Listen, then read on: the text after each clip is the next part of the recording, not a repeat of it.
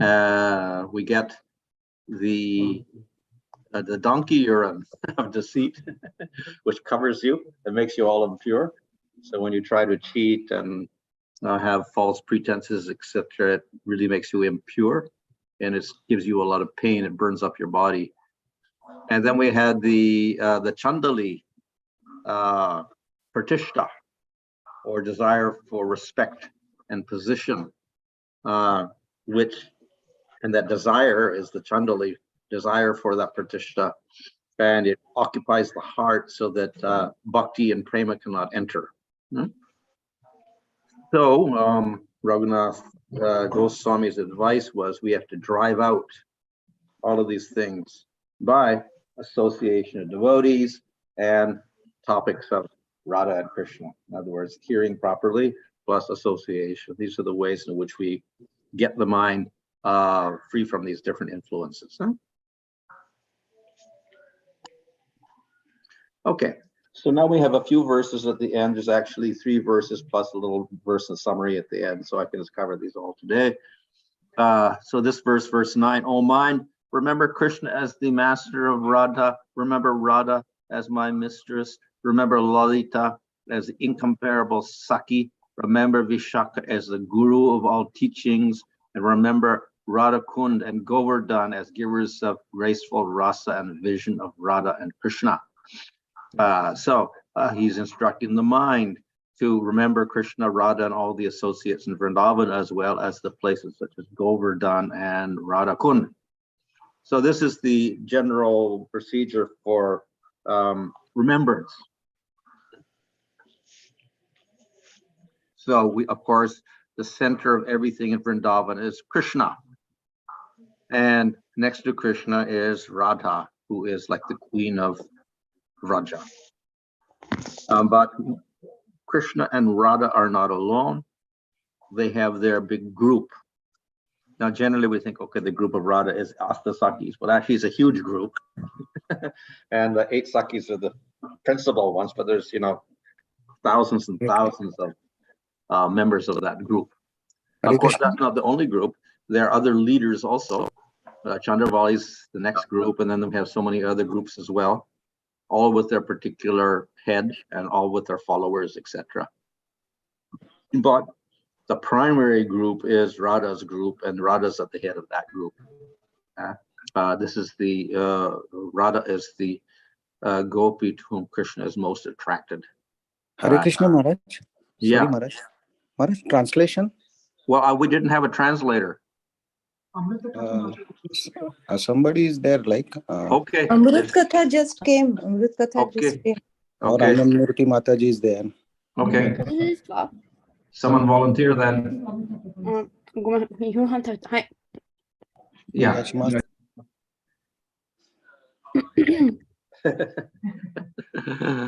we have Krishna, and then we have Radha and all the gopis, etc. But Radha's group is the most prominent. And in Radha's group, then we have her prominent Sakis, the 8 Sakis.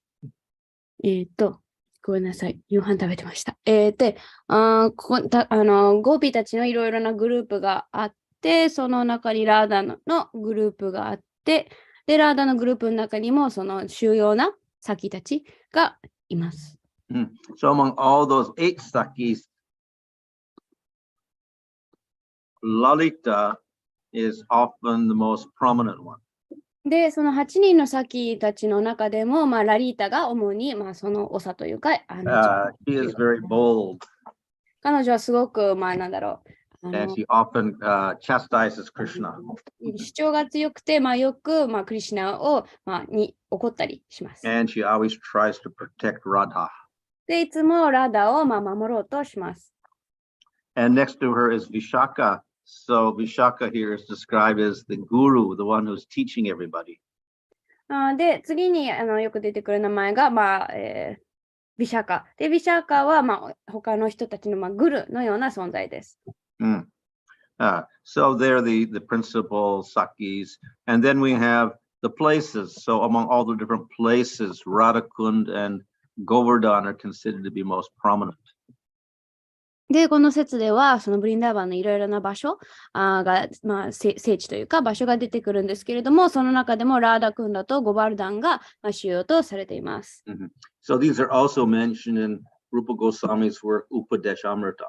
で、これはルーパ・ゴスワミの作品、ウパーデーシャムリタにも挙げられています。And it's described there, the glorification of Radhakund is so great that by bathing in Radhakund, one can get prema. で、そこではラーダクンダがすごく称えられていて、そこで沐浴すると、プレマを達成することができると書かれています。So the acharyas have written many verses glorifying Govardhan and Radhakund. で、アチャリアたちはラーダクンダ、そしてゴバルダンを称える説をたくさん書き残しています。So we have one anga of bhakti to live in the holy dham. で、バクティのプロセスの中のアンガー、その要素の一つで、聖地、ダームに暮らすっていうのがあります。This is one of the principal angas of bhakti. これはバクティの原則、プロセスの一つです。Somewhere here. Yeah. So living.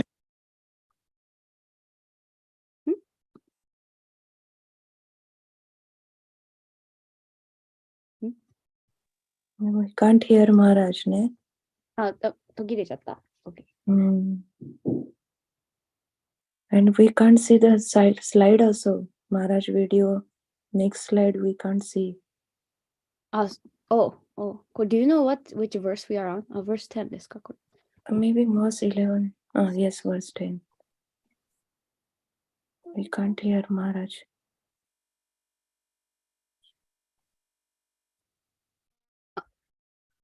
Sorry, the sound we cannot hear, Maharaj.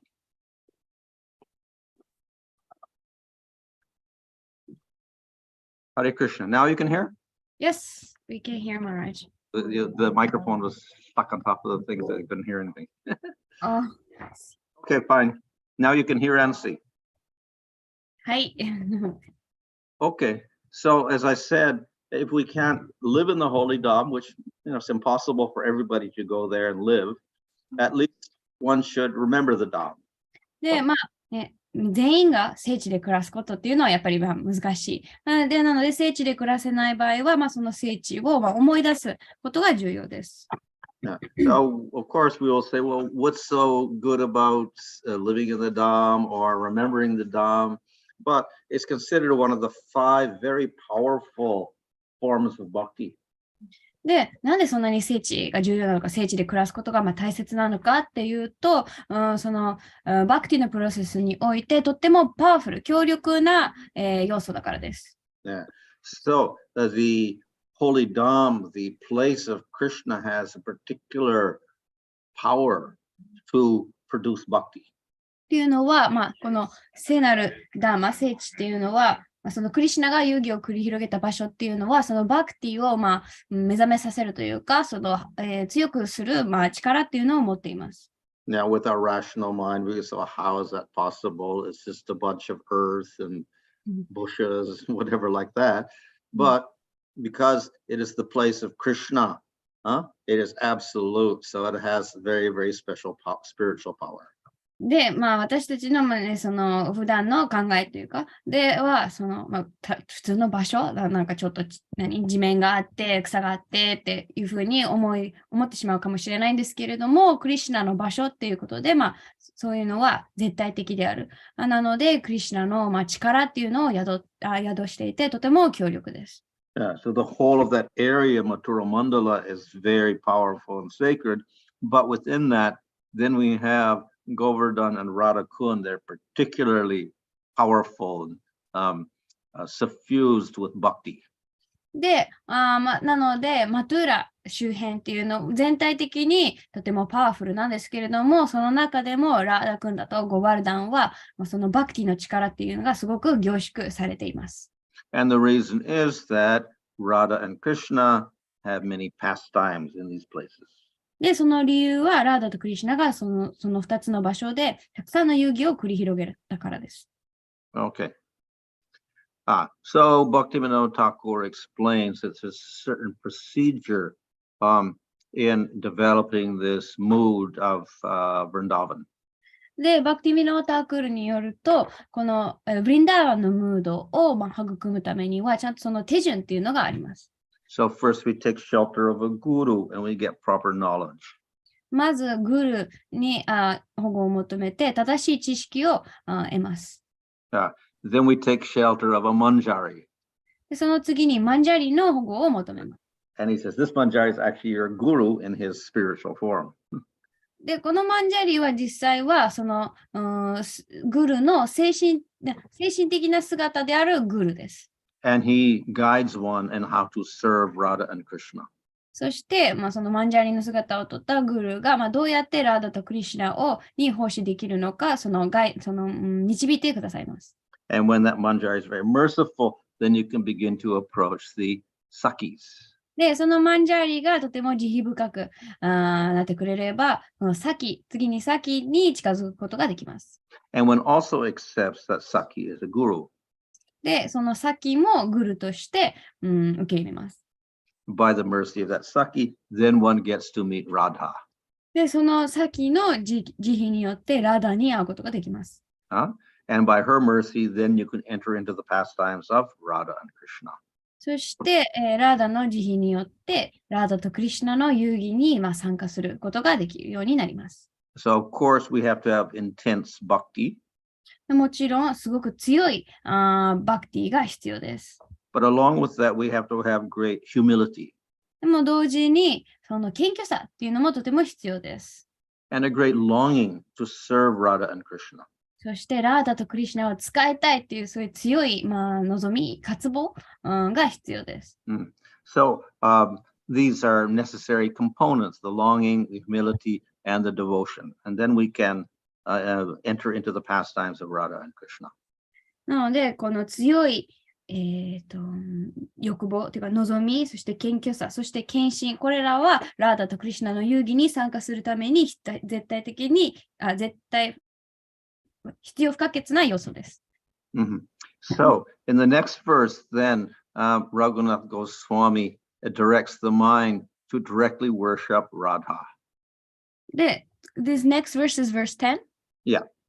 で、次の10節で、ラグナ・ゴスワミはその直接ラーダを崇拝しなさいと、書いています。So it says she burns up Rati, who is the wife of Cupid, and Gauri, who is the wife of Shiva, and Leela, who is the wife of Vishnu, by her beautiful rays. So in other words, she's more beautiful than any other consort of anybody. で、そのラーダは、キューピッドの奥さんである、ラティ、そしてシーバの奥さんであるゴーリ、そして、あと誰だっけ、その自分の輝きで、この他の、女性たちの輝きを打ち消すというふうに書かれています。And she has very good fortune. In other words, she's most auspicious, more auspicious than Sakshi, who is the wife of Indra, or Lakshmi, the wife of Vishnu, or Satyabhama, who is also the wife of Krishna and Dwarka. で、彼女はその、とても吉祥さを、その幸運を兼ね備えているので、そのインドラの、奥さんであるサチ、あとは、ビシュヌの奥さんであるラクシミ、そしてクリシュナの、妻でもあるそのサチャバーマよりもその幸運さというか、に恵まれている。And by her qualities and her beauty and her activity, she controls Krishna. そしてラーダは自分の資質、活動、そして美しさでクリシュナをコントロールします。And in this way, she far surpasses all the other gopis, including Chandravali. で、そのクリシュナをコントロールすることにあたって、チャンドラワーリーを含む他のゴーピーたちをも超越というか、超えている。So Raghunath Goswami is advising the mind to become absorbed in the worship of Radha.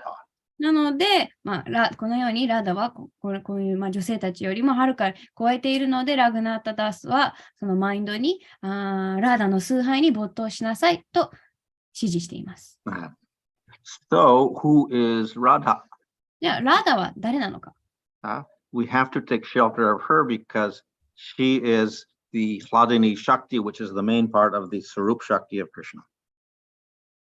で、ラダラニーは、その、フラディニ・シャクティであって、そのフラディニ・シャクティはクリシュナのスワルーパ、シャクティの、大部分を占めているエネルギーです。So we can only approach Krishna by approaching his Shakti. で、クリシュナに近づくためには、そのクリシュナのシャクティを通していかなきゃいけない。So Radha is praised as the Hladini Shakti. She's also the, I can say, the very form of Mahabhava, the highest form of prema. で、ラダラニーはそのクリシュナの、フラディニ・シャクティとして称えられている。そしてまた、プレマの最も高い段階、マハバーバを、表しているということで称えられています。So not only is she glorified in the various scriptures, she's even glorified in Upanishads. で、ラダラニーは経典だけではなく、ウパニシャッドでもその彼女の栄光が称えられています。So there is one Upanishad called the Gopal Tapani Upanishad, and in there, Radha is glorified. で、このウパニシャッドの中にゴパール・タパニっていう、作品があるんですけれども、その中でラダラニが、称えられています。And often people will say, well, Krishna and Radha, they're not mentioned in the Vedas. で、よくクリシュナとラーダはベーダに、書かれていないと登場してこないっていう人もいます。But we have one whole Upanishad, Gopal Tapani Upanishad, which glorifies Radha and Krishna. でも、そのウパニシャッドの中では、この作品、このゴパール・タパニ・ウパニシャッドがは、そのラーダとクリシュナをずっと称えています。And thus, many of our acharyas have written commentaries on this particular Upanishad. なので、この、私たちのアーチャリアは、このウパニシャッドにたくさんの、解説を残しています。Including Jiva Goswami and Prabodhananda Saraswati and Vishnu Chakravarti. その解説を書いたアーチャリアの中には、ジーバ・ゴスワミ、プラボーダナンダ・サルスワティ、そしてビシュナ・チャクラバーティが含まれます。Yeah. And in part of the Rig Veda, the Rig Parishishta, it's also said that Madhava resides with Radha and Radha resides with Madhava. で、そのリグベーダのパリシシタベーダでは、ラーダは常にマーダバといて、マーダは常にラーダといると書かれています。So therefore, we do have nice proofs for Radha and Krishna. なので、ラーダとクリシュナの存在に関する証拠というかは、経典に記されています。Okay, so now we come to verse 11. This is actually the last verse. Verse 12 is there, but it's simply a summary. So verse 11 is like the summary of everything. で、次の11節は厳密に言うと、最後の節。12節は、おさらいというか。で、この11節は今までの節で挙げられてきたことが、まとめられています。So we're instructed here to do certain things. で、ここでは、こういうことをしなさいと指示が挙げられています。So we should follow the rules for getting direct service to Radha. そのラーダの直接の奉仕を行うためのルールに従いなさい。And for getting service to Krishna. そして、クリシュナへの奉仕もそういうルールがあります。And we should also follow the associates and Rupa Goswami. そして、ルーパ・ゴスワミやその交際者たちの、足跡に従うこと。We should engage in 5 nectars. That's 5 sweet activities. そして5つの甘露。これは5つの甘い活動を指しているんですけど、これを行いなさいと。That is worship. その一つが崇拝。Discussion of scriptures. 経典について話し合うこと。Meditation. 瞑想。Hearing. 聞くこと。And offering respects. そして、尊敬の礼を捧げる。And additionally, we should worship Govardhan daily. で、これに加えて、毎日ゴバルダンを崇拝すること。So here we have, when it talks about the associates, we have Krishna, and then we have his friends like Sridhama, etc. and Radha with Lalita Vishaka. So we don't just worship Radha Krishna, we worship all of their associates. で、ここでの交際者っていうのは、クリシュナに関しては、スリダーマやそういう友達で、ラーダラーナに関しては、ビシャカやラリタ。なので、ラーダとクリシュナだけを崇拝するのではなく、二人の交際者たちも、一緒に崇拝します。Though there are many rasas in Vrindavan, like Sakya Rasa and Dasya Rasa and Vatsalya Rasa, this Madhurya Rasa or Shringara Rasa is considered to be the highest. で、ブリンダーバンではたくさんの、サキャラサとかダーシャ、バッツァリアラサ、たくさんのラサがあるんですけれども、このマドゥリア、またはシンガーラサっていうのは最も高いものとされています。So, Raghunath Goswami is advising us to become absorbed in the rasa of Radha and Krishna. で、ラグナッタスはその私たちに、このラーダとクリシュナの間のラサに没頭しなさいと教えています。So by following these rules, eventually we get to directly serve in Vrindavan. で、こういうルールに従うことで、やがて私たちはブリンダーバンで直接奉仕をすることができます。So first we enter in and we serve at a distance. なので、まず最初は遠く離れたところから使える。Then we follow some manjari at a distance, and then gradually we get closer service with the sakis. で、まず最初に、遠くからそのマンジャーリーに使える。で、その次に、だんだんそのサキたちにその距離を、サキたちとの距離を縮める。And then finally we attain direct service to Radha and Govinda. で、そういうのを経て、最終的にやっとラーダとゴーヴィンダへの直接の奉仕を行うことができます。So, though this is very exalted, Raghunath Goswami is advising us that we do have to follow certain rules, so we follow whatever Rupa Goswami does. で、すごく崇高というか、高貴な、段階なんですけれども、ラグナータダスはその私たちにこういうルールに従わなきゃいけないと言っていて、私たちはこのルーパの、指示に従うべきです。So Rupa Goswami has described nicely the whole process in Bhakti Rasamrita Sindhu and Ujjwala Nilamani. で、ルーパゴスワミはそういうその、ステップ、そのルール、プロセスっていうのを、バクティラサメタシンルと、ウジュワラニラマニで、それをちゃんと順序を立てて書いてくださっています。So we never do things independently. We follow Rupa Goswami. なので、私たちはその独断で、独自でそういうルールを作り上げて、自分の好きなことを行うんではなく、ルーパゴスワミの教え、指示に従うことが大切です。So, the five nectars were mentioned. The first one was Ija or worship. で、先ほど5つの甘露、5つの甘い活動っていうのがあったんですけれども、その1つ目が崇拝です。So we perform deity worship. なので、私たちは神道崇拝を行います。But then we also do other things such as observing Ekadasi. あとはそれに加えて、エカダシを、守ったり。Wearing tilak and garlands. ティラクをつけたり、ガーランドを身につけたり。Accepting Charanamrita and Prasadam. で、プラサーダムやチャリナムリタを受け取ること。And serving Tulasi. で、トラシに奉仕すること。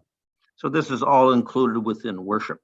で、これらはすべてその神道崇拝に含まれます。So the second item was Akya, which means reading the Bhakti scriptures. で、次が、バクティの経典を読むこと。Not only reading, but speaking about them with the devotees. で、それを読むだけではなく、献身者たちとそれについて話し合うことが大切。And we glorify the name, pastimes, and qualities of Krishna. そして、クリシュナの遊戯、名前、活動を称えます。The third item was jhana, which means meditation. で、3つ目がディアナ、瞑想です。But this is actually part of something called smarana or remembrance. でもこれは実際にスマラナム、その思うこと、思い出すことに含まれます。So that smaranam has different parts. でこのスマラナには、いろいろな、部分っていうのがあって。So there are 5, let's say, stages of remembrance. で、スマラナムにはその5つの段階があります。 So the first stage is, well, somehow or other we think about Krishna and his pastimes. で、最初は、何らかの方法で、クリシュナの、遊戯や名前を思い出すこと。When we're a little more expert, we withdraw the mind from all other topics and we concentrate on Krishna. で、2つ目の段階では、他のものへの集中を、止めて、クリシュナの、遊戯に没頭すること。This is called dharana. これをダラナと言います。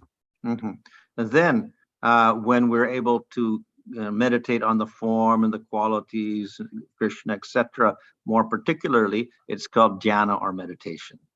で、クリシュナの、その姿や質を、すごく、イメージできる段階になってくると、これが、ディアナ。このディアナの瞑想の段階です。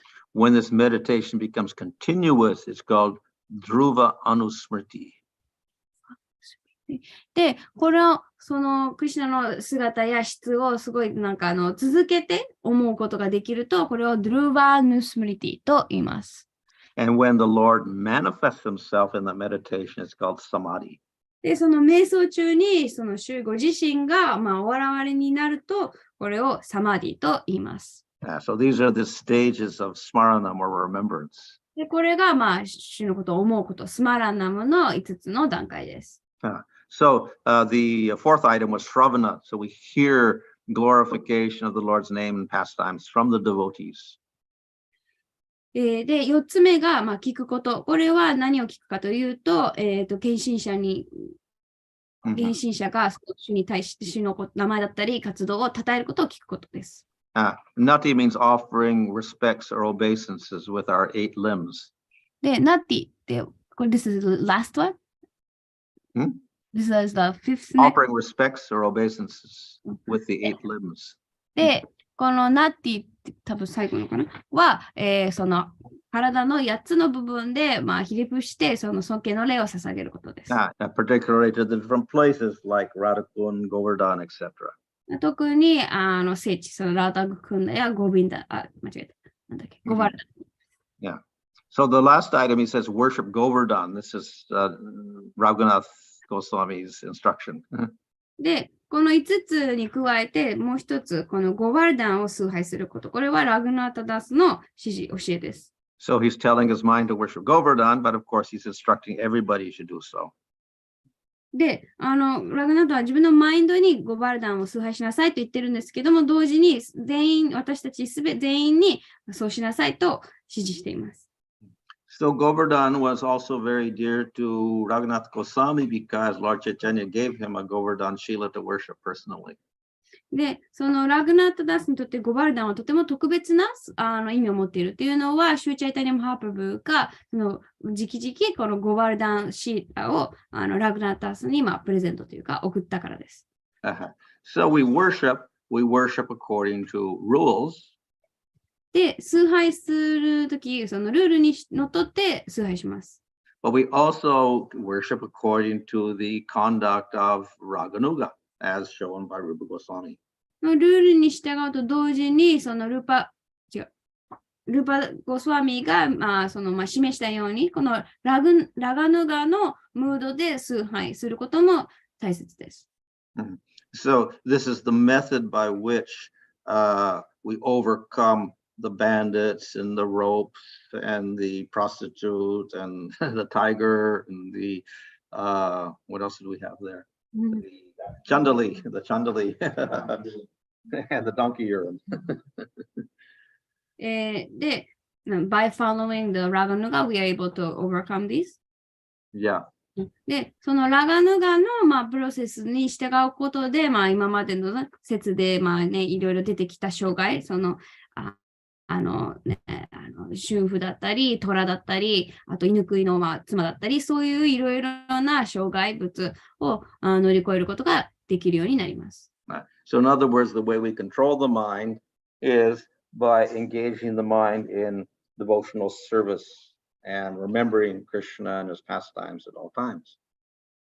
なので、そのマインドを、支配、制御する方法は、その常に献身奉仕を行って、その常にそのクリシュナ、そしてクリシュナの遊戯を、思うことです。Okay, so the 12th verse is the summary. The person who, understanding all the meanings, sings in loud, sweet words the excellent 11 verses, which give instructions to the mind, following Rupa Goswami and his associates, attains the jewel of incomparable worship of Radha Krishna in the forest of Gokul.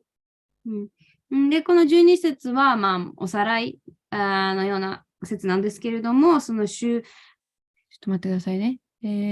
シュイルーパとその交際者たちの指示に、即席に従い、この11節、この素晴らしい11節、そのマインドの教えにであるこの素晴らしい11節の意味を理解し、甘い声で、大声で歌う人は、ラーダとクリシュナの崇拝という素晴らしい宝石を手に入れることができる。So the way of controlling the mind and getting rid of all of its anarthas is to absorb the mind in the pastimes of Radha and Krishna. アナルタを取り除いて、そのマインドをコントロールする一番の方法、唯一の方法は、そのマインドをラーダとクリシュナの遊戯に没頭させることです。But the result of that is one actually attains direct service to Radha and Krishna. もうそれをすることによって得られる結果は、そのマインドの制御だけではなくって、ラーダとクリシュナへの直接の奉仕です。Okay, so this ends the Manah Siksha or teachings, instructions to the mind. これで、マナハシクシャ、マインドへの教えの終わりです。So ultimately we control the mind by engagement in devotional service itself, not by some outside means. 究極的に結論として私たちはその他の方法でマインドを制御、コントロールするのではなくって、献身奉仕を行うことでマインドをコントロールします。Okay, so that ends everything. Any question there? はい、以上です。質問はございますか？ Yeah, Maharaj, you mentioned that first we have to approach the guru and then Please come closer to the speaker. Mandirs, and then showcase and then finally we can So in material world we see like guru has something we can get knowledge and Mandirs nothing from the Mandirs we can get him. But I'm wondering what is the connection between the jiva to this progression you mentioned in the spiritual world as well as in material world. Could you kindly Yeah, so he has a question about, as the last verses explain, we approach Guru and through him we get the guidance of Manjaris, then eventually we get guidance of Sakis, and finally we get the mercy of Radharani, and then we meet Krishna. So you're asking, what is the procedure for that, practically speaking? The relation between jiva and this progression, the process we just mentioned. Okay. In material world and also in So in the material world, what is the relationship of the jiva? What should we do? So the answer to that is, as sadhakas, if we have faith, and then we follow the instructions given. We approach Guru, and through that we follow the instructions of Rupa Goswami. We follow the process, and then we eventually end up. What happens in the spiritual world is we get a spiritual body. So we get a spiritual body of a Manjari or a Saki or whatever, and there we serve Krishna eternally under the guidance of some other Saki and ultimately under Radha. So the question was like how to practically follow. Yeah. Okay. And then what happens in the spiritual world? Okay. Thank you very much. 質問として、その先ほどの多分11節かな。で、まずそのプロセスとして、まずグルから教えをいただき、そのグルの次に、グルを通してマンジャーリに近づく。そして、その次に、サキ。で、最終的にラーダの慈悲を通して、クリシュナに近づくことができる。で、物質世界で暮らす私たち、ジーワにとって、それ実際どういう意味なのか、そして精神世界ではどうなるのかっていう質問だったんですけれども、このね、今、この段階で、定かとして、その修練を行っているものとして、まずその信念を持って、グルの指示に従う。それグルの指示に従う。ということは、そのルーパゴスワミの教え、指示に従うことになる。で、やがて、そのね、結果を私たちは得ることができる。で、精神世界で何が起きるかっていうと、私たちはそのマンジャーリまたはサキという精神的な体を手に入れて、そのね、ゴーピーたちの誰かの、そのことで、ラーダとクリシュナに使えることになります。はい。Yes, Maharaj. So in the material world, we see that by the mercy of our Siksha Guru and Diksha Guru, we get connected to the mandirs. But in the spiritual also, in the similar fashion, Guru will introduce us to the mandir. Well, I think the two things merge together. He's asking, well, what happens in the spiritual world? Do we get introduction? Well, when we start practicing, eventually, if we get into bhava and prema, we develop a spiritual body, so that we're no longer operating in the material world at all, even though we're living here with the material body. We have a spiritual body, and then we're participating in the pastimes there. So then the personalities of Sakis and Manjaris, they're all there in their actual forms, and we also get a form, and we perform activities. Then we develop the body completely, we just enter the spiritual world. その質問で、この物質世界ではそのグルがそのマンジャリーに、その自己紹介じゃなくて、紹介してくれる。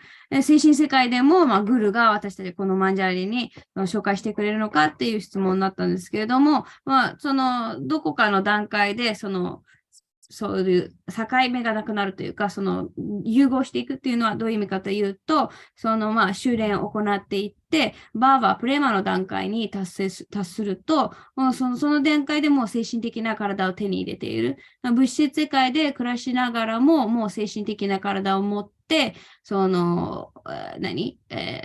えている。で、そこで、マンジャーリたちや、サキたちの、と一緒に、その遊戯に、物質世界でまだ暮らしつつも、そういう遊戯に参加している。で、この体を完全に、去ったと、この肉体を完全に捨てたときに、同じように、もう精神世界に完全に、変える、感じになります。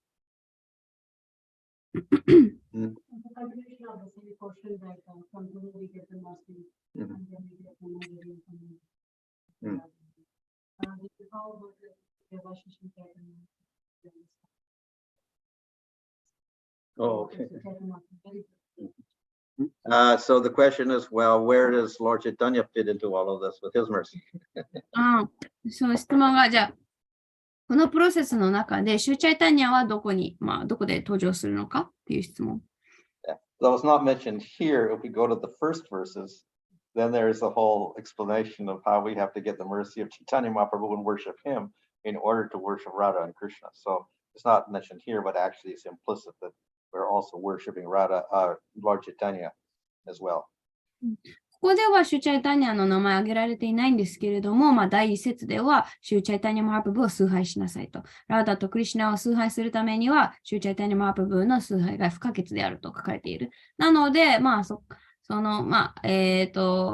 書かれてはいないんですけれども、そのラーダとクリシュナ、この今のプロセスを従いながらも同時に、シューチャイタニアの崇拝は、行うべきです。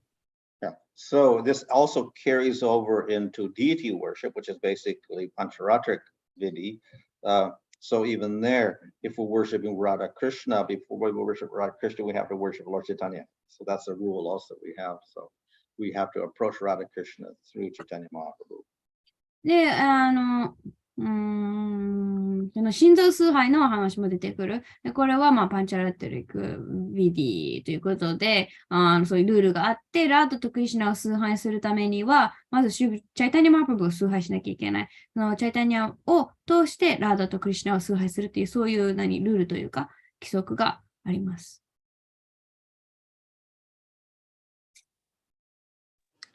Okay, Krishna Maharaj. Yeah. Maharaj, in this, there is no clear, there is one word as hatred, means we hate somebody if we have grudges or something. We hate some people, right? Means it may come from jealousy or whatever, Yeah. but there is no mention of hatred as such separately in anywhere, in Manah Siksha also or any other literature. Oh, well, that's included. A question is, well, where does hatred and envy come in? This doesn't seem to be mentioned here. That's his question. hatred とか hatred 書いて、anyway。その嫌悪とか、憎しみ違うな。妬みはどこから来るのか、このマナハシックスには出てこない、どこから来るのかっていう質問です。So that's actually included in one portion in the talking about the bandits, the 6 thieves or whatever, the dacoits on the highway. Yeah. この嫌悪や妬みは、高速道路の、泥棒たちじゃないですけど、の中に含まれています。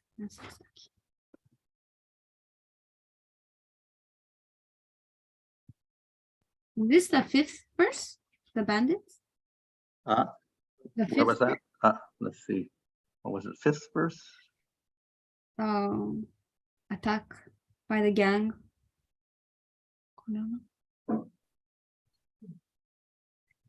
Where did that come in? Bandits. 6th, maybe 6th. No, that's the donkey urine. Here's the bandits. Lust, anger, greed, illusion, pride, and hatred. So hatred.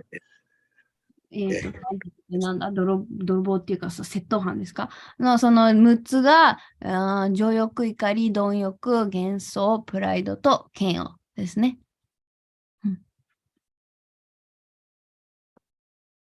Okay, any other question?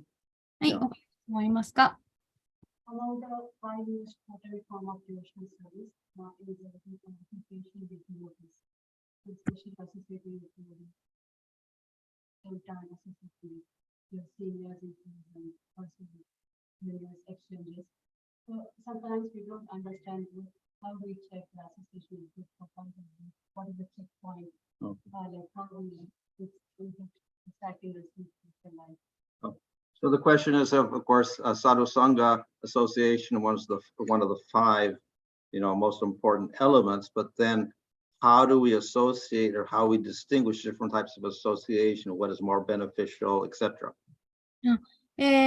そのディボーティー同士の交際はバクティのプロセスでとても重要とされているんですけれども、どういう交際が私たちにとってもっと利益っていうか、好ましい、いいのか、どうやったら見極めるのかっていう質問です。So those who are coming out of a Kanishta stage to a Madhyama stage don't have a very clear mind, so they cannot really distinguish anything because they don't even know about they can't appreciate sadhu sangha. そのカニシタからマッディアマの段階に、移動している、その途中段階の人はその見極めることができないっていうのは、そもそもその交際の、大切さ、良さを、理解できていないから。But one who's fixed as a Madhyama, then he will have that ability to distinguish different types of devotees. でも、その心が、この献身に固定されているマッディアマディボーティっていうのは、そのディボーティが、どの分類なのか、その区別する、見極めることができます。So his basic mode of conduct is to guide and instruct the Kanishtas and bring them up to a Madhyama level. ね、マッディアマのディボーティのその基本的な活動ですかというのは、そのカニシタのディボーティたちをマッディアマの段階に、来る、その手助けをすること。And to associate in a friendly manner with discussions and exchanges, etc., with those who are on an equal level. そして、その同じマッディアマの段階であるディボーティたちとは、そういうフレンドリーに会話をしたり、そういうやりとりをすること。And to serve and follow the instructions of a devotee who's on a higher level. そして自分よりも高い段階にいるディボーティには、その奉仕をしたり、そういう人たちの教えに従ったりすることです。So one who's on the Madhyama level has to be able to skillfully make these distinctions. なので、マディャマの段階にいるディボーティっていうのは、やっぱり巧みにそういう区別、見極めることができるようにならなくてはいけません。And of course, the higher he goes as a Madhyama, the more he'll be able to make finer distinctions. で、マディャマの段階の中でも、より、高い段階に行けば行くほど、そういう、区別、いろいろな。But if one is in a lower stage, then it may be difficult for the person to distinguish one from the other. 細かい区別ができるようになります。でもまだマディャマの、初期段階の場合は、そういうね、区別をするのはまだ難しいかもしれません。Mm-hmm. In a case that we start distinguishing, and we see some devotees are on a very low level, then we can give them mental respect, but we may not want to associate with them intimately. で、そういう見極められるようになると、この人はまだちょっとね、低いレベルだなって思う場合は、そういうディボーティには、心で敬意を表す。でも、直接、親密に交際しなくなる。So for safeguarding our own bhakti and for advancement, the Madhyama does have to develop that discrimination. で、自分のバクティを守る。あともう一つなんだっけ。自分のバクティを守るためには、そういう区別を、ディアマのディボーティはするのが大切になってきます。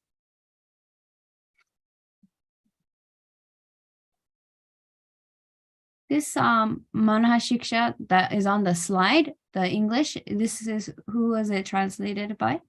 This is. This Bhakti Vinod Thakur is the one who did the commentary. Okay. And in the actual verses? The verses, well, I did it, but I don't know if I just took it out of the some other thing or whether I really translated it or not. I forgot what I did.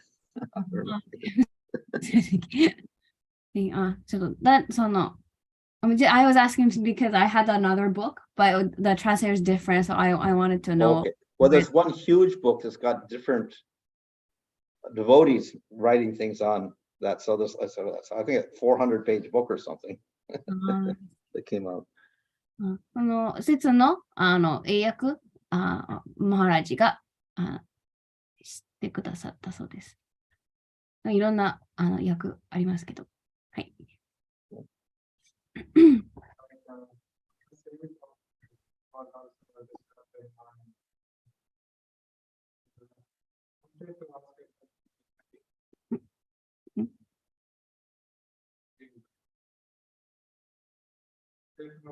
We are going to take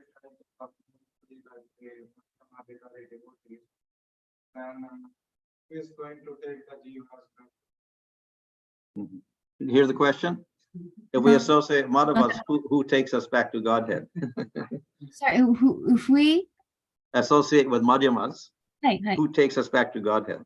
マディアマたちと交際していると、誰が私たちを神のもとに連れてってくれるのかっていう質問です。Yeah. So the basic principle is a person can guide a person up to his own capacity. He can't really go beyond that. 私たち、もしね、誰かを導く、手助けするときっていうのは、自分がいる段階のところまでその人を引き上げることしかできない。それ自分がいる段階よりも上に誰かを導くことはできない。In many cases, a person in one lifetime does not get too far. で、多くの場合、一つの生涯で、あまり発達するっていうのはとても稀です。In the case of Bharat, it took him 3 lifetimes to get from Bhava to Prema. So get from Shraddha all the way up to Bhava, I don't know how many lifetimes it took Bharat Maharaj. バラド・マハラージの場合は、バーバの段階からプレマの段階に行くのに、3つの生涯が必要だった。なので、シュラッダーからこのバーバの段階まで何生涯かかったのかは、なんとも言え私たちには分かりません。Yeah. So usually it's going to take a few lifetimes. なので、通常、何回か生まれ変わって、続けなきゃいけない。And in each lifetime, Krishna will make some arrangements so we get proper guidance so we can go further. で、まあ、各生涯で、クリシュナはいろいろとアレンジしてくださり、私たちがさらに発展できるように、そういうね、導いてくださる人とか、いろいろアレンジしてくださるます。So when you get to the Asakti stage, then Krishna will make some arrangement so you can get to Bhava stage. When you're in Bhava, he'll give you some association till you get to Prema. なので、アシャクティの段階であれば、クリシュナはそのバーバまで行けるように、そういう、交際、ディボティを送ってくださったり、でそういうふうに、まあ、いろいろアレンジされます。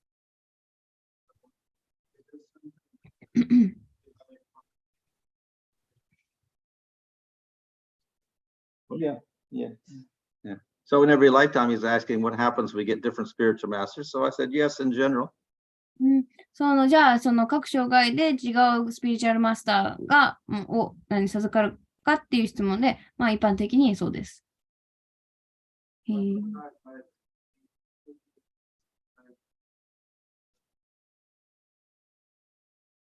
Yeah.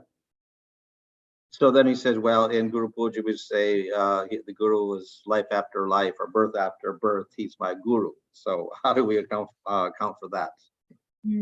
でもグループじゃね、いつも歌ってるのでは、この私のグルは、生涯なんだっけ、ちょっと歌詞わからないんですけど、何度生まれ変わっても私のグルである、ずっと従っていくっていう多分歌詞があるんですけれども、じゃあそれはどうやって理解するのか。So actually, all the devotees are eternal in one sense because they keep progressing and eventually they get spiritual bodies and then they're in the spiritual world with eternal bodies. ある意味で、リボーティはみんな永遠である。何回かそういう生まれ変わって、最終的に精神的な体を手に入れて永遠に永遠に存在し続ける。And in any lifetime, all those devotees who contribute to our progress, they're all gurus, and they all get eternal respect. で、私たちのバクティに何らかのその貢献をした人たちっていうのは、ある意味みんなグルである。で、永遠に私たちの尊敬の対象になります。So therefore, in the spiritual world, we're also eternally respecting them. なので、精神世界に行っても、そういうね、貢献してくださった人たち、魂たちに、尊敬し続けるようになります。Yeah, you better speak into the mic or something. ハレクリシナアムリトこと。ハレクリシナ、聞聞こえますか？聞こえます。質問です。ウッタマーディカーリにならないと精神世界に帰れないんですか？プレマを達成しないと精神世界に帰れない。では私たちはウッタマバクティまで上がらないと精神世界には入れないですか？それからチャッタナマハプラブの慈悲でもって、ハレクリシナマハマンタラを捉えて、それで4つの原則を守っていれば精神世界に帰れる。そういったこともプラッパーでおっしゃってましたけど、いかがでしょう？So there are two questions. The first question is, unless we become Uttamadhikari, Yeah. and we go to Prema level, we cannot go to spiritual world. Yeah. And the second question is, Prabhupada mentioned that because of Lord Chaitanya's mercy, if we chant Hare Krishna and we follow the four regulative principles, we can go back to Godhead. So is that true, or how do we understand that? Yeah. So the general principle is, yes, you can't go to the spiritual world unless you're qualified, and you're only qualified if you have prema. 一般的、原則として、資格がなければ精神世界に入ることはできない。で、その資格はそのプレマを達成すること。So the normal process is sadhana. で、そのプロセスはサダナです。However, then there are exceptional cases, which we call kripasiddhi, where a great devotee may, by his mercy, make you advance very quickly and bring you up to prema or whatever. Or Krishna himself may also do that. And then you get prema, and then you're qualified for spiritual world immediately. でも、それは一般の場合なんですけれども、特例もあって、ディボーティがクリパシッディ、特別に慈悲をくださって、すごく早くバクティの発展して、もう急にプレマの段階に達成することもあれば、クリシュナは直々、その特別な慈悲をくださって、すぐにプレマに達成することも、あります。But these cases are quite rare. でも、こういう例っていうのはとっても稀です。So therefore, generally we rely on sadhana, and that may take several lifetimes. なので、従って私たちは、まあ、サーダナに頼らなきゃいけない。で、これは、まあ、何生涯か、は大概かかってしまいます。But the devotee himself, if he is mature, then he doesn't expect such sudden advancement. He'll take whatever mercy he can get to continue his bhakti life after life. でも、やっぱり成熟したリボーティーになってくると、ね、急に発達するっていうのは、まずそもそも期待していない。だから受け取れる慈悲はありがたく受け取って、何度生まれ変わってもバクティをし続けます。And then the devotee has the faith that eventually, when he is fully qualified, then Krishna will give him entrance into the spiritual world. で、やっぱり、ね、信念を持ってれば、そうやってね、発達じゃなくて、どんどん前に進んでいって、で、プレマの資格を達成すれば、クリシュナが精神世界に入ることを、許すというか、許してください。So we have special cases, so great devotees can give special mercy and we can go. But as I said, the usual process is that we continue for a few lifetimes until we get our perfection through sadhana. 偉大なディボーティーがそういう特別な慈悲を与えてプレマに達成する、急にすぐにプレマに達成するっていうのもあるんですけど、とても稀。なので私たちはこの、サダナっていうプロセスに従って、何生涯かかけてそのプレマまで、いきます。Now we can never underestimate the mercy of the great devotees and their power. もう偉大なディボーティーたちの力や慈悲を、見くびってはいけません。But at the same time, we should not just take advantage of that and say, okay, I'll just rely on his mercy and I won't put forth effort in this lifetime. 同時に見くびってはいけないんですけれども、それだけに、頼るのではなく、自分は努力しなくて、ただディボーティーの慈悲に頼ろうというのではなくて、ちゃんと自分も努力して、そのサーダナを行っていかなくてはいけません。Maharaj? No. Maharaj, like if those devotees will take few lifetimes to go, will they be able to remember like Bharat Maharaj, or it's a continuous process, automatic elevation? 今言ったように、やっぱり何 Will 生 he 涯か。remember the previous life like Bharat as a deer, he remembered his previous life, or won't? で、そういうのね、何生涯か、生まれ変わるたびに、そのディボーティーは、そのバラット・マハラジの場合のように、その前世を思い出すことができるのか、それとも、自動的に、その前世、終わったところから自動的に始めるのか、どうなのか。Yeah. So this is all up to Krishna. If he thinks it's beneficial for you to remember your previous lifetime, okay, then it'll help you. If otherwise, he may not think it's beneficial, so you may not remember anything. で、これは本当にクリシュナが何をアレンジするかによる、そのクリシュナが、この人がその前世を思い出すことが、そのバクティの、あれに、進むのに、ためになるのであれば、思い出させてくれる。ためにならないのであれば、私たちはそれは思い出さない。Yeah, very limited in astrology. This is like connected to what the Buddha said. But we know we initially connected with the parampara. Like if in this life, I met my guru and. Or is it previous lifetime or what? Yes, it's the first lifetime I met my guru. Okay. Or it's the first time I'm taking meditation. And also a side question would be, does the initial guru empower somebody? I've heard this before. Okay, They empower somebody. You have to take it. Okay, so his question was, well, how do we know what was our previous Socrates or whatever by which we're here now? And the other is, well, if I have a guru now, what happens next lifetime? Does he empower somebody else to take up the role? 2つの質問、最初の質問が、どうやったら、次の人生、生まれた、その人生で、前世いただいた、いろんなスクリティをどうやったら思い出せるのかが1つ目。2つ目の質問は、今の人生で、グルがいて、そしたら来世、どうなるのか、そのグルが別の人に、その教えを、与え続けるように、そういう任命というか、力を授けるのか、どういう仕組みになっているのかっていう質問です。So as far as astrology, we can't really predict too much because astrology got to do with karma, but spiritual life is not karma. So that we can't predict that. アストロロジーって何でしたっけ？天文学じゃなくて、何でしたっけ？アストロロジー。星のやつね。はい。天星術。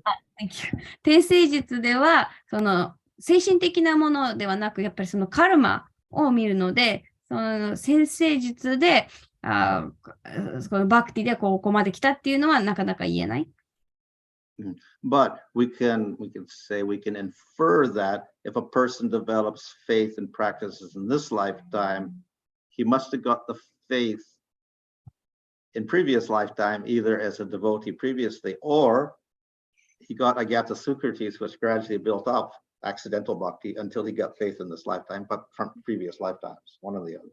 なので、でも、この人生ですごくそういうね、クリシュナに対する信念を持っている人がいたら、2つ理由がある、2つ言えることがあって、1つが、前世この人はディボーティーだった。または、前世、ディボーティーじゃなかったけど、そういううっかりバクティじゃないですけど、アギャタスルクリティが持っていて、それがたくさん溜まって、この人生で、ディボーティーと接触して、ディボーティーになったって、そういう2つが、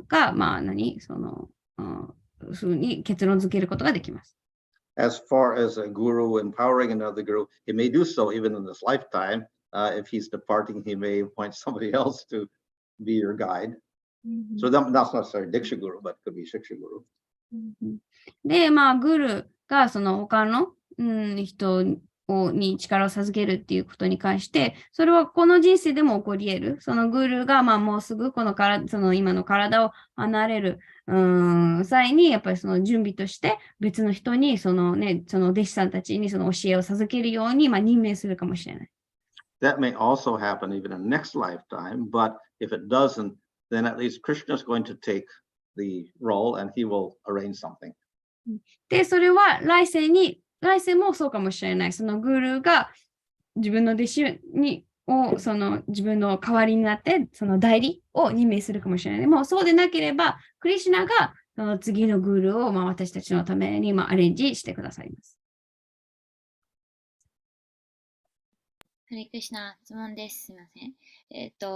何世もかかって、どんどん発達していくのが普通っていうことは、例えば、今、サーダナを、この生涯で、やり始めました。でも、プリーチングとかはしてませんっていうディボーティーだったら、例えばそれまた何世か生まれ変わって、それでプリーチングをしたり、人にバクティを配るようになって、で、それでプリーチングをもっと発展させていくような生涯になって、その次にまたグルになって、それで人を導いていくレベルに達してから、ようやくウッタマバクティになって、プレマになって精神科医に変えるっていうのを普通はたどるんでしょうか？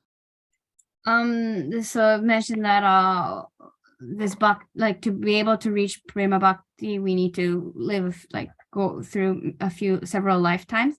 So, for example, if someone in this current life, they're doing sadhana, but they're not doing any preaching, does that mean that next life or a few lives after they do this, they preach and they spread this movement to others, and then after a few lifetimes, then they become guru, and then they get Uttama Bhakti and then Prema? Is this the kind of common path? They become a guru at one point? Well, I don't think the idea is guru or whatever like that. The idea here is that we see in these verses that you develop more and more attraction to Krishna. まあ、グルになるっていうのは、まあ、その必要ではないというか、そういう意味ではなく、ここでのその発展っていうのは、その内的に、そのクリシュナへのその、愛着っていうのが、どんどん深く強くなっていっています。And we take association of devotees. そして、ディボーティーとの交際を、する。So the idea of becoming a guru is not one of the goals.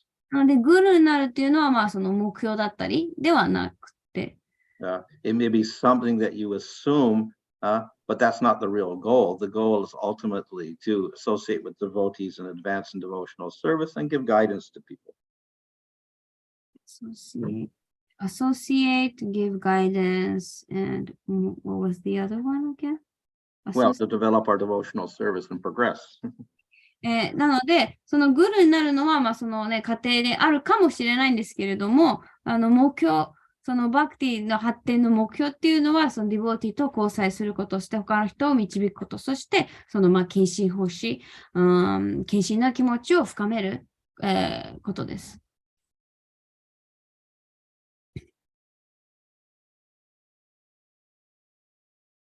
はい。では、質問なければ、ここで。Maharaj, like one way channel that is Guruvashtakam, that's having words like Pratyechana,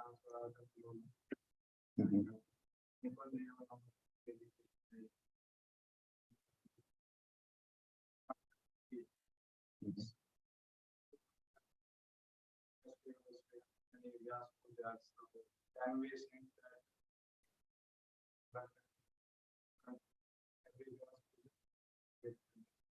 So the question is, we recite the Guruvastakam every day, and then there's talking about the Guru is non-different from the Supreme Lord, and that he is involved in the pastimes of Radha and Krishna, etc. So can we apply those songs, and I guess the ideas behind them, to all gurus that we worship? That we worship. はい。Yeah. 毎日唱えるグルバスターカムで、その、グルはラーダとクリシュナの親密なその使い手、しもべであって、その遊戯においてその奉仕しているっていうふうに歌っているんですけれども、その概念、その考えっていうのを私たちが崇拝するグルすべてに当てはめてもいいのかっていう質問です。So definitely we always have to, if we accept a guru, then we have to give them proper respect. 一つ言い忘れたのが、そのグルはその思考主の代表というか、同じ敬意を受けるべきっていうのを忘れたんですけど、はい、そのグルは誰であっても、まず私たちはその尊敬しなきゃいけない。And part of that respect means that we consider them the direct representative of Krishna. で、その敬意に含まれるのは、そのグルをやっぱりそのクリシュナの直接の代表として見ること。Yeah. However, we cannot also artificially project all of these things stated in the Guruvastakam to every single guru. でも、このグルバスタカムに書かれていることをすべて、無理やり、強制的にすべてのグルに当てはめることは、当てはめるというか、そういうふうにグルを見ることはできません。Yeah. So if they're on a Madhyama level, then it is artificial to project those images onto those gurus.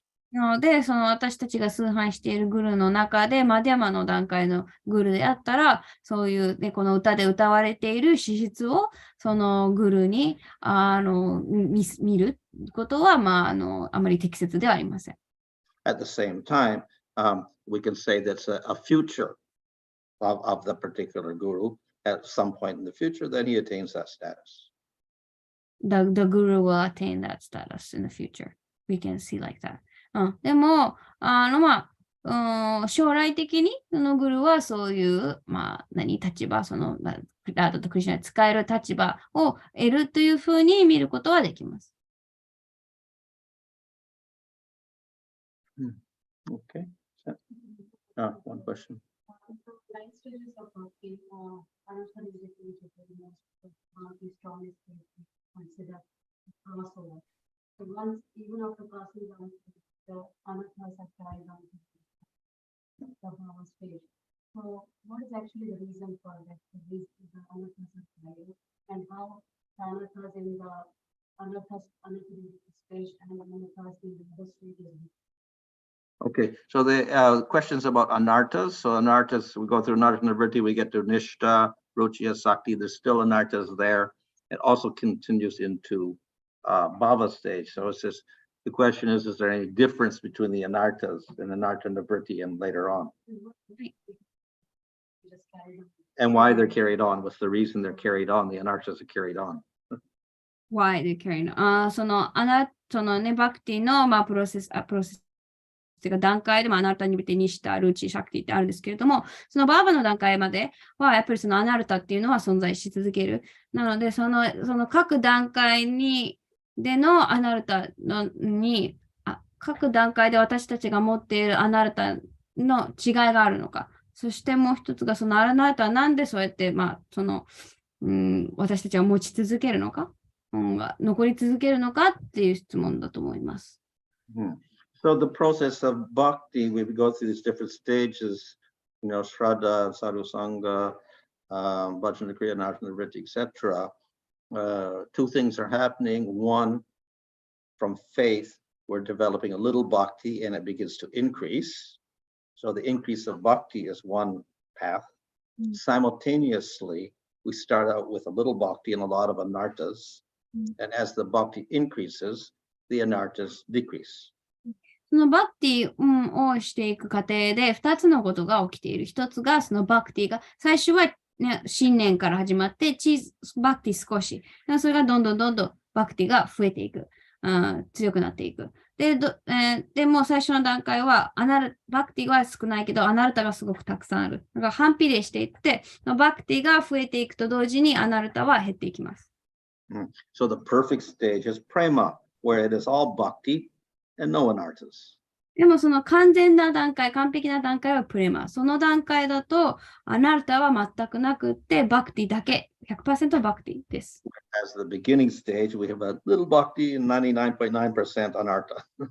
最初の段階では、ほんのバクティは 0.1%、99.9% はアナルタです。So therefore, the process of bhakti is gradually the anarthas get destroyed. So it's a gradual process. なので、アナルタがなんで急に 100% なくならないかっていうと、やっぱりその段階的なプロセスなので、バクティが増していくほどアナルタは減っていくわけです。But we distinguish anartha and vritti, then we get to nishta. That doesn't mean all the anarthas are gone in the nishta. They're still there, but they're significantly less so that they don't interfere with our steady practice of bhakti. So if we were to say like a ratio, like maybe anartha, 51% for Krishna and 49% for Maya. So that's nishta. And we can go a little above that. And then eventually we get to ruchi, where we get more for Krishna, maybe 70% for Krishna and 30% Maya. And asakti, maybe 95% for Krishna and 5% Maya. And then in bhava stage, maybe 99.6% for Krishna and 0.04 for Maya. で、もう、そのアナルタニビリティ、そのアナルタの破壊っていう段階なので、よく誤解されやすいんですけれども、その次のニシタ、シャクティではまだアナルタは存在する。でも、ニシタの段階では、アナルタよりもバクティが多い。だから、比例で言えば、ニシタでは、アナルタは 49% で、バクティが 51% かもしれない。で、それにだんだん、バーバの段階は、クリシュナへの気持ち、クリシュナへの執着が 99.6% だけど、マヤへの執着がまだ 0.4% ある。そういうふうに、だんだん、やっぱり反比例していくわけです。So by the end of a Shakti, generally all of the anarthas due to past karmas are finished. で、一般的にアシャクティの段階にまで行くと、過去の活動によるアナルタっていうのはほとんど破壊されています。So in bhava stage, there's a trace of ahankara that has to be destroyed, and there may be traces, let's say, effects of previous aparads, which will cause unsteadiness in bhava. なので、そこでの存在するアナルタっていうのは、やっぱりそのアハンカーラ、すごい、微細な、ものだったり、あとは、その過去、犯してしまった冒涜の、結果っていうのがまだ残っている。それを、やっぱり破壊しなきゃいけない。はい。もうすぐ9時なので。Okay. Hare Krishna. はい。ありがとうございました。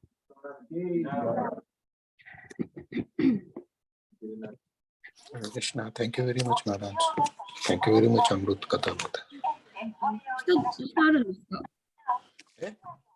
下何かあるんですか？聞こえない。何？明日も何かあるんですか？今日はクラス難しいと思いますけど、明後日できるかもね。私はできないです、明日。明後日。はい、了解です。明日クラスないと思います。はい。わかりました。ありがとうございます。